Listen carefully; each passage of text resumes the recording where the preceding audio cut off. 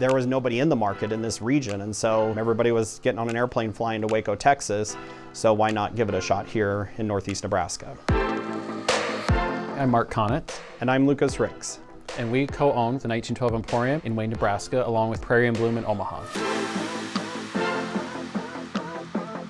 In high school, I actually ran a thrift store with my aunt. I went to our economic developer in Wayne at the time and I said, Wayne needs a thrift store. We started a consignment store called Rustic Treasures. You bring your items in, we sell them for you. You get 50%, we keep the other 50%.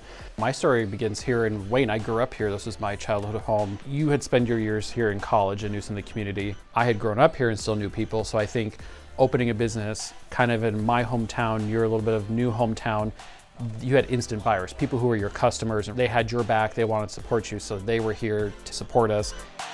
We had internet, we had highways. It was all here. There's people constantly up and down our main street. It was just an untapped resource of filling these buildings of things that people would want to come to. So that's where the 1912 was born, is taking our style of those rustic, primitive farmhouse, industrial decor and putting it in a scale that we would have more than one available. And now our Facebook page, we're up to 19,000 followers, probably more than people are in Wayne County. So it's hard for people Way more than Wayne County. Yeah. We just in 2019 now have opened Prairie and Bloom, our Omaha expansion, which is a sister store to the 1912 Emporium, which is exciting for us to have a new market of people that we can actually send back. Up at that counter, I've got these great little maps of downtown Wayne, Nebraska, and they're like, where's Wayne? They picked up the map in Omaha and said, well, because you told me about it, I drove to Wayne.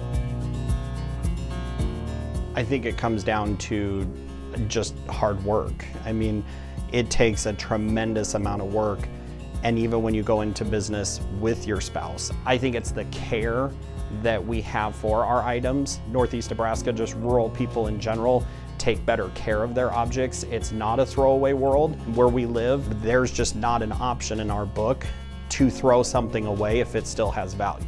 When you grew up on a farm, you kind of saved every little thing. I had a grandfather who was a woodworker in Wisconsin, and he saved every nail, cabinetry door, and we could do it. Your grandfather was cabinetry, woodworker, kind of the scrounger, and it's the hard work ethic of the people before us that set the pace for us, and that we kind of took their ideals then and turned it into something lucrative.